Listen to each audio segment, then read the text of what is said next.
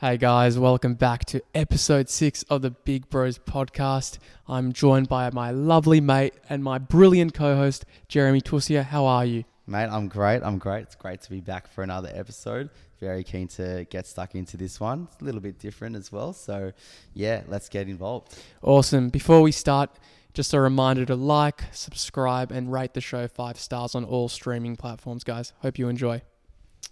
Let's do it, mate. How have you been, first and foremost? How was your weekend? You rocking up all right today on a Sunday afternoon? Mate, I am feeling amazing given that the D's just obliterated the Bulldogs by 50 points last night. So I'm very, very happy. That's set the tone for a very good weekend for myself. And what about you, my friend? Oh, mate, look, I would love to be able to say the same thing, but fact of the matter is my Blue Boys hit a draw on Thursday night, but it really does change your mood, doesn't it? When your D's get up, if the Blues get up, but most of the time, unfortunately, we see them get down in recent times, but it changes your mood for the entire week. So it does, but I think that Carlton forward line is just missing Lance Whitnell back from the early 2000s era. I think he would solve a lot of your issues, but I stand to be correct. There's that niche little plug, hey? Yeah, but yeah, no, week's been good. What are we speaking about today, Jeremy? Today we are discussing peer pressure entirely. We believe that there's good peer pressure, there's bad peer pressure, and we believe that with age, peer pressure changes, it fluctuates, and the way we navigate it also changes. So these are the topics we're looking forward to diving into today. So Ilan, can you please define for me first, in your words, what is peer pressure to you? Peer pressure to me is that kind of underlying feeling that you feel like you need to comply with the group's demands around you. So it's a very kind of strong feeling, especially when you're younger.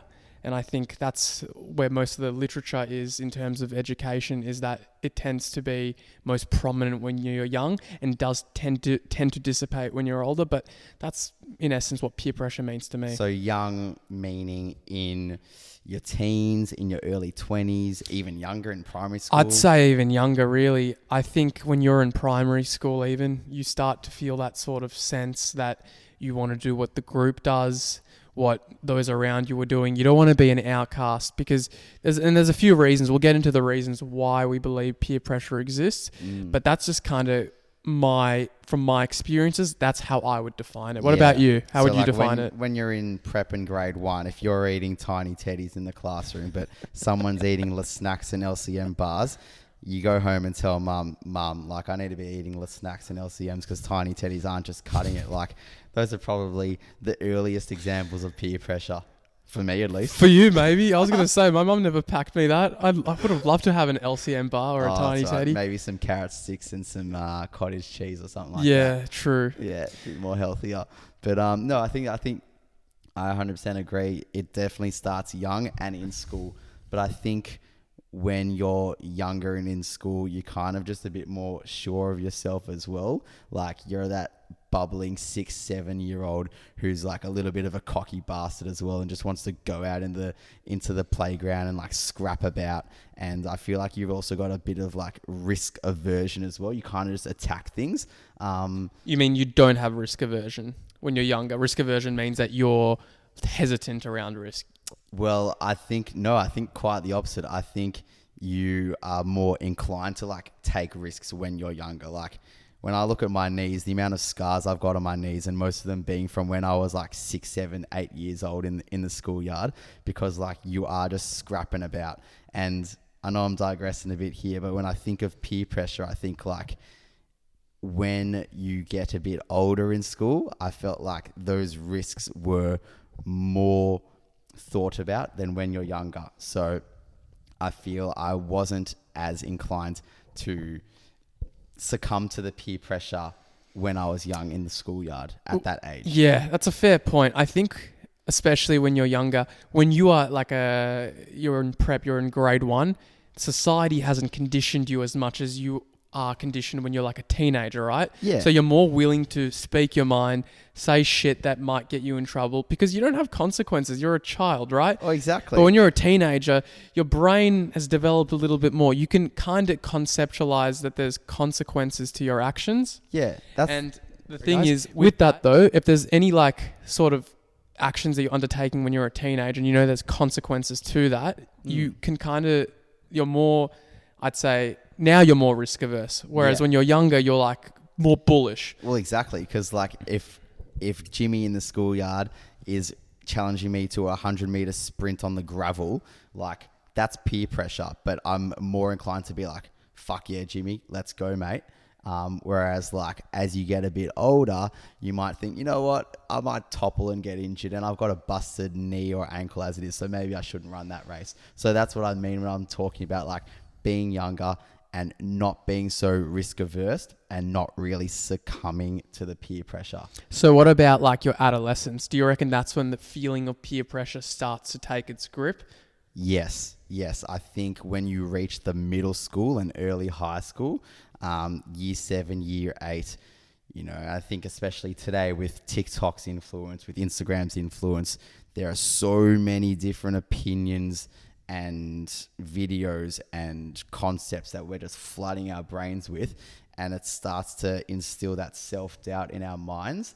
And then I think that can also lead to feeling of not so sure of yourself and therefore being more inclined to succumb to peer pressure, because you're like, well, if this is the way the cookie is crumbling and this is the way people are starting to think about a certain concept or an idea, then should I be thinking that way as well?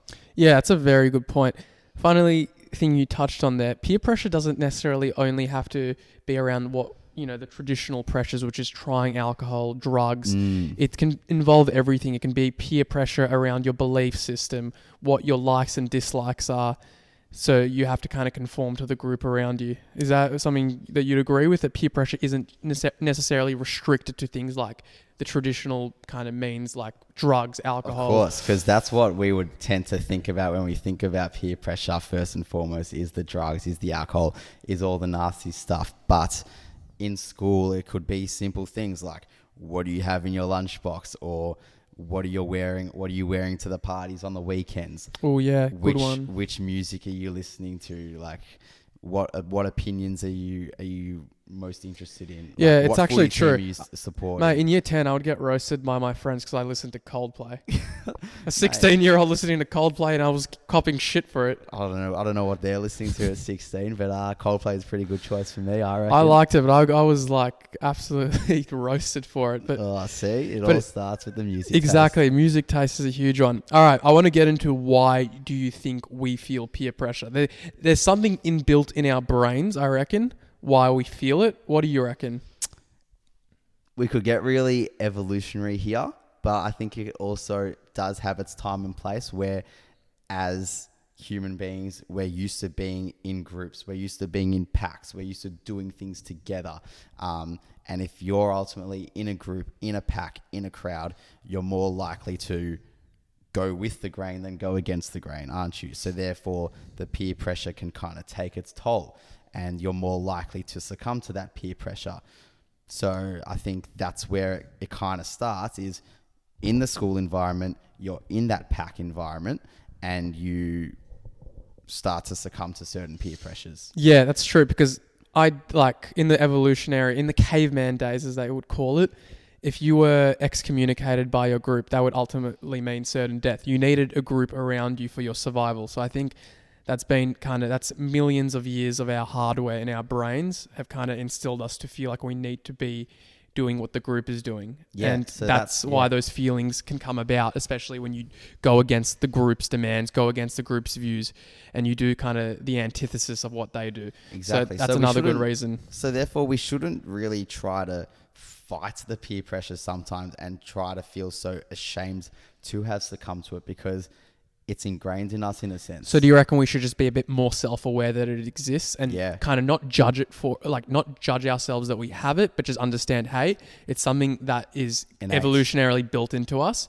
There's ways we can navigate the challenges of peer pressure, and the key to that could be awareness. Without a doubt. And I think with awareness builds self-assuredness. So if you're aware of your environment, you're more likely to be a little bit more self-assured, if that makes sense. Maybe I'm trying to look for You a mean better like word. if you're But aware of your environment, then you're more more aware of your own identity. Yeah. Oh, sorry to cut you off here, because that's another huge reason that you feel that sense of peer pressure when you're younger, is because when you're in your formative years, think 16, 17, 18, even younger, you are developing your sense of self, your identity. But the funny thing is, when you're that age and you're developing your identity, you tend to develop it based off how others see you, right? So people's social evaluation of yourself tends to foster your own personal opinion. For good or for good and for bad, that can have a profound effect on your development, right? Oh, for sure. So you're more likely to go with the group because you want that positive social evaluation. Because if my mates are evaluating me positively, if my acquaintances are evaluating me positively, then I'm forming a stronger and positive identity. Because when you're younger, it's still like clay, your identity. You're still solidifying everything. So you're way more, what's the term, malleable. So that's, I think, another huge reason. Which we still are in our early 20s, and you probably don't reach that level of full self-awareness and surety about yourself until probably your 30s. I mean, I'm not there yet, but just based on what I've witnessed around me. But I think you're right in saying that that level of malleability is more likely to occur and does occur in your adolescence particularly. Why? Okay, so we've spoken about like why we think we experience peer pressure, but I think it's a bit too simplistic to just say peer pressure is bad, it's not good for you. It's innate. It's innate, but it's also, it's not black and white. It's not necessarily negative and not necessarily positive. So can you kind of describe what you think is the difference between like negative peer pressure versus positive peer pressure? Yeah, and I think this can kind of link into past episodes where we spoke about the good quality friends as well, because good peer pressure can be friends around you encouraging you to act a certain way and to elicit certain attributes that you've likely preached to them in the past or that you want to stand by. So I think that's good peer pressure, where it's the people that are around you are encouraging you to work towards being your best self, right? So it's deterring you from certain activities that you might not want to align with and push you towards those activities that you do want to align with. So that's good peer pressure, in my opinion.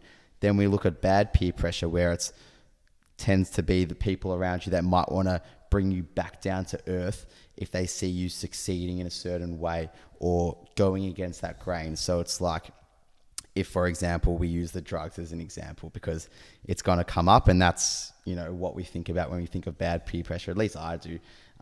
As an example, it's like if people around you are trying to push you to do drugs and they know deep down that you're not that type of person, you're not really interested, it's not what you're about.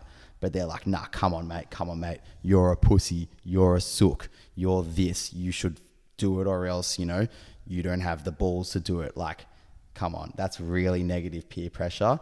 And that's where, you know, dissociation with it being hard is necessary. I think you've nailed it in terms of the negative peer pressure and versus the positive peer pressure.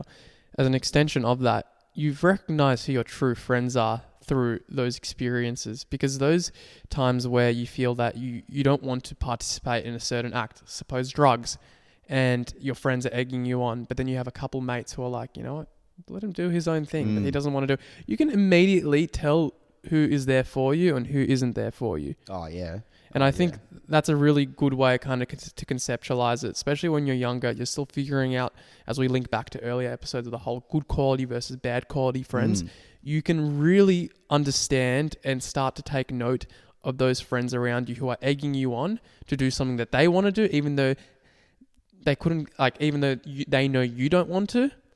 But in fact, they're like, the good friends will, you know, pretty much say, it's all good. He doesn't want to do it. Don't let him, like, there's no pressure. And with that being said as well, like, the good quality friends, like, whilst some activities might be risky, like the first time you do touch alcohol or you do touch drugs, if you're doing it in an environment that is supported, safe, and the people around you are not giving you that negative energy towards doing the activity, I think that can be classified as like good peer pressure as well. So I don't think like we should always just throw like the drugs and the alcohol and all of that into the bad environment, into the bad basket of peer pressure. Because like the fact of the matter is, it's a part of life. It's in our parties. It's in our surroundings.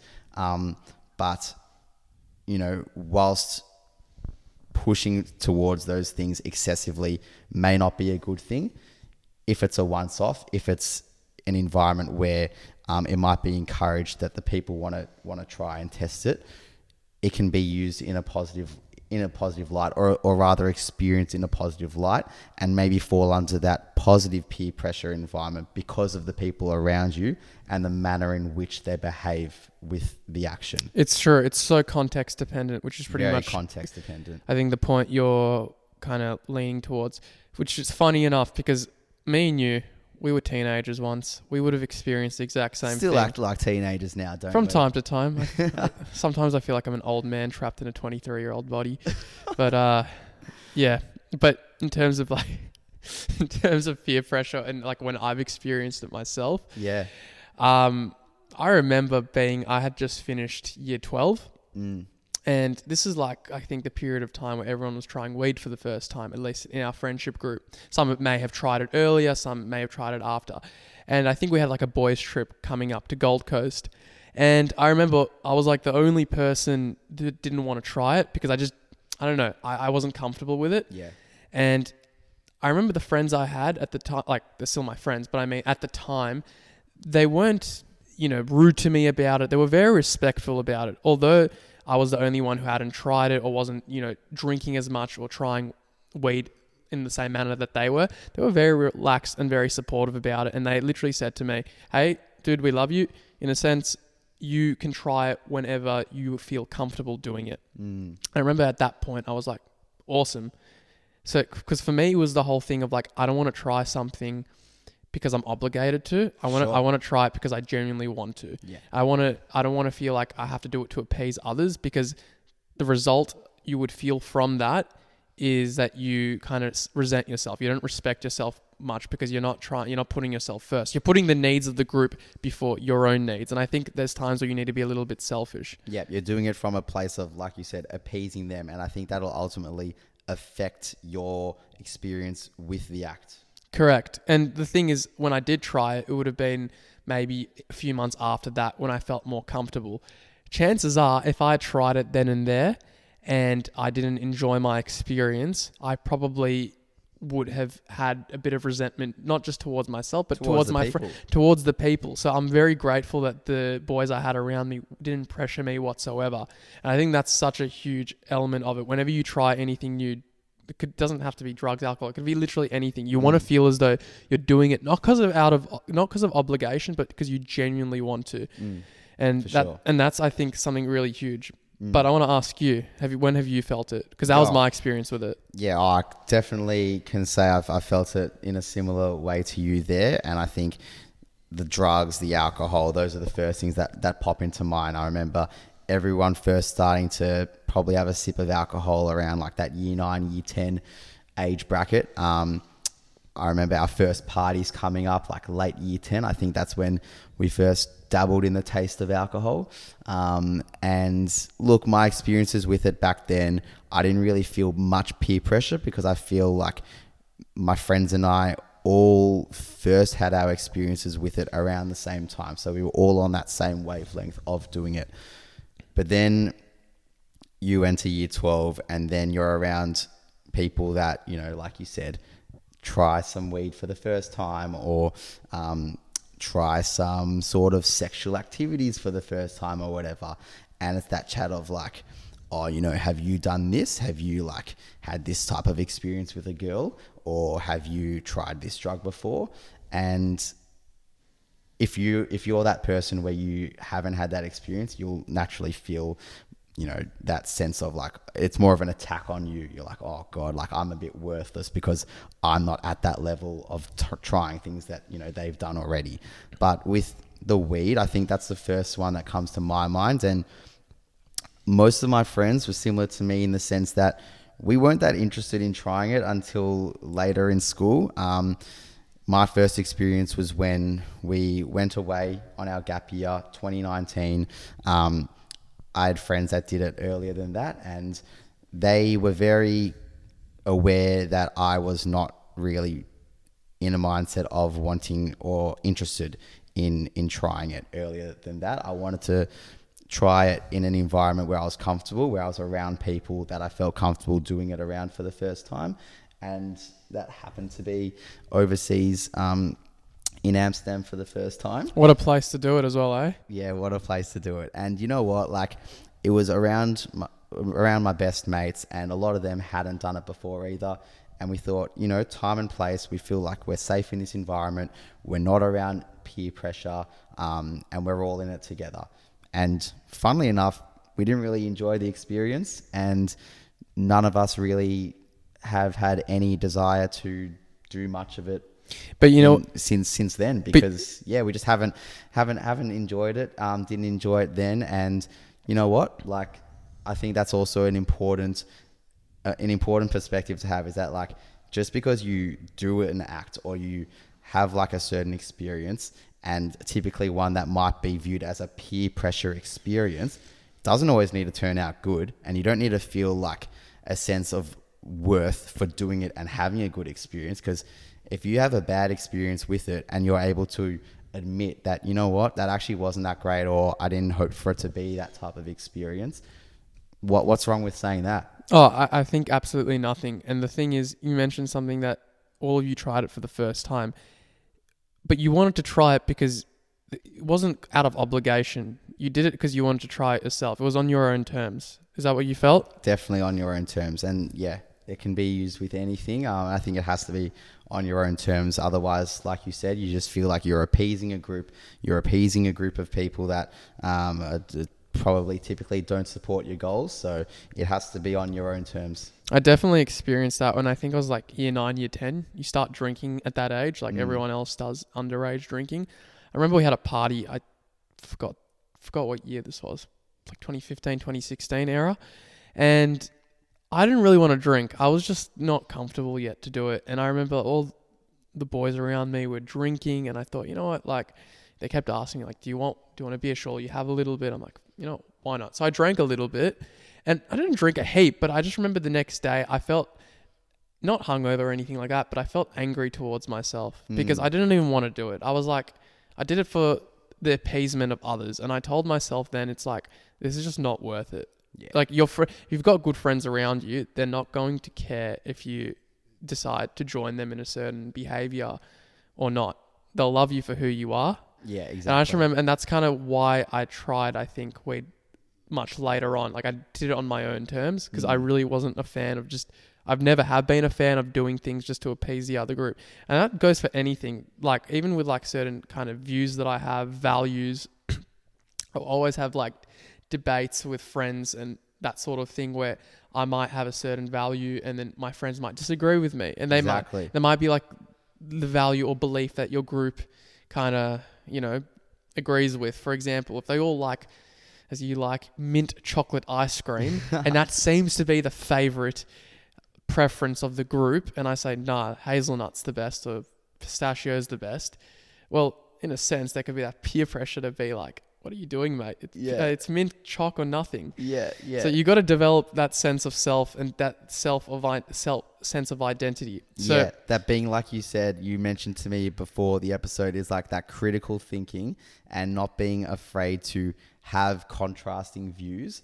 In a sense, does the opposite to succumbing peer pressure. It's swaying away from the peer pressure and being brave enough to go against the grain and to speak your thoughts that might be different from the group. So do you want to talk to us a little bit more about that? Sure. I think you actually explained it, like, you were just spot on with how you explained it. But I think it comes down to just having a mind of your own. If you've got a mind of your own, you're less likely to accept what your friends and those around you preach as gospel, because you're willing to question those things and find your own path. You know what the world is really like, or rather you try to see what the world is. So you're not necessarily just accepting that what they do is the best thing in the world, whether it's trying drugs, alcohol, adopting a certain belief. Yeah.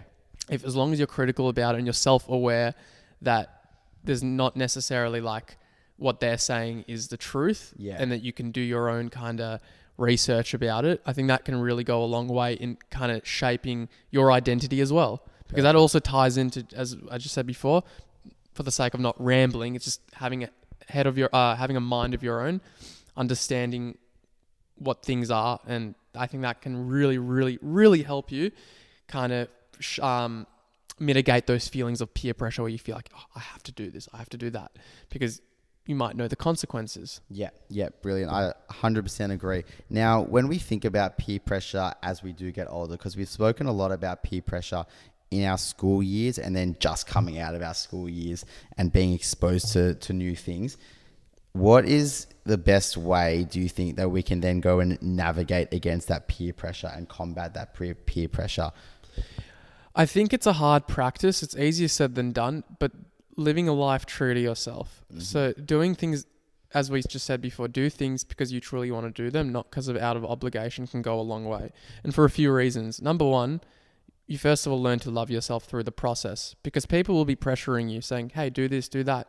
But you'll resist that and say, nah, you know what? I don't want to do that. And you'll respect yourself more for that because you're putting yourself first. Yeah. What do you think? So being a little bit more assured of yourself and your identity. You develop definitely way more than 5-6 years ago. Your identity will keep developing throughout your lifetime. I just think that as you get older and your identity forms, there's an inverse relationship with the feelings of peer pressure, because your self-esteem naturally grows as you get older. And I think if you've got higher self-esteem, you're less likely to become conform to like peer pressure. Yeah, that's an interesting point you mentioned about self-esteem, because I think there is a close link between like self-esteem and then awareness around you, because if you're aware of your environment, you're therefore more likely to know what you stand for, and therefore your self-esteem is probably more positive for it. Oh yeah, of course. Like it's that whole saying of like, if you don't stand for anything, you'll fall for anything. Well, I think it's something like that, which is true, because if you have an identity that you're proud of, why do you won't feel the need to appease others? Exactly. And also at the same time, I think we also need to realize and understand that not being self-assured is also a good thing, and probably a great thing, because if you enter an environment or enter situations being the most self-assured person and thinking you know everything, you're probably going to come out of it looking and feeling a bit ignorant, because not being self-assured of things is okay. It means you're open to learn, you're willing to hear different beliefs, different opinions, and therefore you're forever adapting. So I feel like not being self-assured should also be celebrated to some extent. We all want to be self-assured in our identity, which we've spoken about. You want to be really aware of those core beliefs that you stand for. But then when it comes to like certain experiences that you might not have experience with, or certain actions or behaviors, it's okay to be like, you know what, I'm actually not so certain what this means, what this doesn't mean, because then you're going to come out of it more willing to learn about it. Yeah, so I think that what you're mentioning there is that like, make sure your self-esteem's in order, have love for yourself, have respect for yourself, be confident in who you are, but always be willing to change your beliefs or learn, or just be open-minded, not be narrow-minded. Exactly.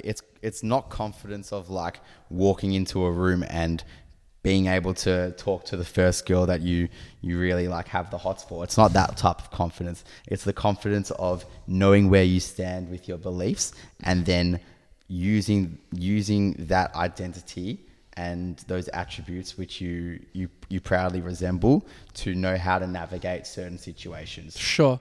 I like that. Jeremy, I got a question for you. Yeah, mate. What would you tell 15-year-old Jeremy when he's feeling that element of peer pressure? You're having a 2-minute chat with him. What are you telling him?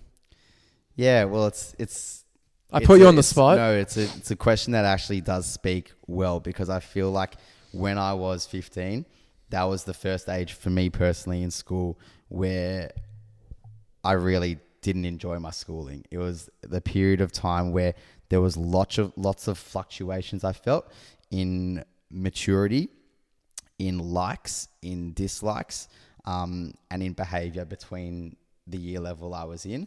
I always had my core group of mates that always had my back. That was never in question. But I did experience a stage where I felt a bit bullied at times, because I felt that there were differences in terms of likes and dislikes, and maturity imbalances. Not saying like I was this mature ahead or anything, or I was less mature than others, but I think it's like we said, it's that age where things tend to fluctuate because you're not so self-assured of yourself. And ultimately, when you're 14, 15-year-old, we were all probably just like insecure fucks at the end of the day. Yeah. So I know I'm digressing, but that's just the context to the question of what I would say to myself, because it was a time where like I really didn't know what to say to myself. It was a time where like I would come home from school and I remember feeling really shit. And I would like come home crying a few days to my parents being like, I really fucking hate this. I don't know how to handle these different imbalances. Like, I feel like I'm acting my true self. I'm being the person I am. I'm being the Jeremy that I've always known to be. But for some reason, other people aren't liking it and they're using that against me. So I didn't know how to navigate it at that time. So what I would go and say to myself is really confide in the people that are closest to you, because I had those people around me. I had those mates that really had my back. So really focus on your relationships with them, because those are the ones that matter more than anyone else. Like, I should have blocked out the noises from the others around me that really couldn't make a difference to my life. The fact of the matter is, when you do hear negativity and you do hear bickering, those are the things you focus on. You tend to focus on the negative aspects, even if it's from people that mean nothing to you, versus hearing the positivity from the people that matter to you. So yeah, I would tell myself to really focus on the positive energy around me, and try to block out that negative energy. Look, it's really easier said than done, but that was what ultimately got me through after talking to people that mattered, like having chats with my teachers, having chats with my parents. It was really just like, block out those haters, block out those people that mean nothing to you and are just there to cause a rumble for you, because the fact of the matter is, we're all insecure and they're just probably preaching those insecurities more than what you might be. Wow. Honestly, like, I think especially at that age, you can't even comprehend that things might get better. You can't even comprehend that those friends around you who truly love you for who you are will stick around you. And, you know, some of that kind of advice that you would give to yourself, I could imagine it also just be like, keep doing what you're doing. Things will get better. Those who are meant to stay in your life will be in your life, and those who aren't. Exactly right.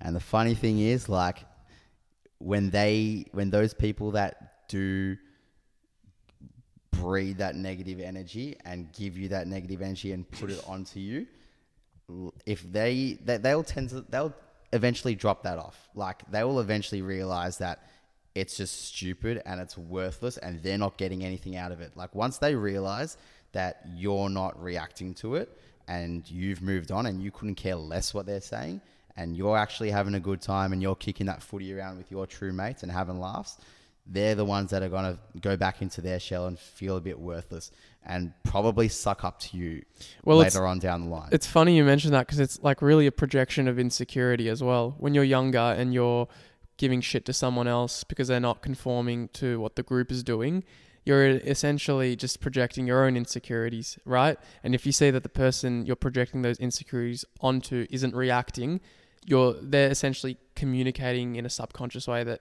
they're more confident in themselves than you are. And there's nothing more damaging to an adolescent kid than someone pretty much saying, hey, I'm more confident than you. Oh, exactly right. Exactly. Because, like, yeah, when you're 15, 16, 17 in school, there is so much social hierarchy. And I was lucky that I went to a smaller school. So I can only imagine that it would have been emphasized even greater at a bigger school. So like I said before, the best piece of advice or guidance I can say to anyone that might feel the way that I felt as that 15-year-old is just really, really confide in those around you that matter to you, because if the people that are giving you negative energy see that you're positive around positive people, then they're going to realize that they're just wasting their time. 100%. It's a maturity thing after all. For sure. If we were to wrap it around and kind of bring it back full circle, you said confide in those who are closest to you. Completely agree.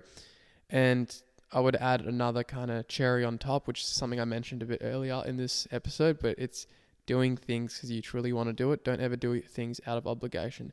My mum said that to me a few years ago, and it's with everything I've done, I have always kind of used that tidbit of like truism to guide my behaviors, and it's so true. Without a doubt. And I think people will actually have greater respect for you if you stick true to your beliefs and you don't appease to those around you. You know, like if you're actually that one that says, I'm not interested in taking that drug, I'm not interested in doing that crazy risk-taking behavior that I shouldn't do. Like if you're the one that actually says no and stands by that, then I think you're actually going to generate a lot more respect from those around you. And do you know why? Because it actually takes courage. Yeah. It takes a lot of courage, and it should be commendable. Yeah. Right? And the ones that don't give you that respect are the ones that clearly are just those low quality people we spoke about around you, and that won't matter at the end of the day anyways. Correct. Jeremy, anything else to add before we finish this episode off? Honestly, just for anyone that has felt the way we felt in our adolescence, in our school years, know that you're not alone. Know that it is very common, and it probably occurs for everyone at every age group. So you're not alone. And if you feel any way that we felt, we are always here. Our DMs are always open. Our emails are linked. Everything's there. It's all linked. So feel free to reach out to us if you have any thoughts, comments, questions, queries, or concerns. Anything you guys would like us to speak about, even, again, our DMs are open, our emails there. We're always open to feedback, and we understand that what we speak about are just one of many challenges that people in their adolescence face. We faced it.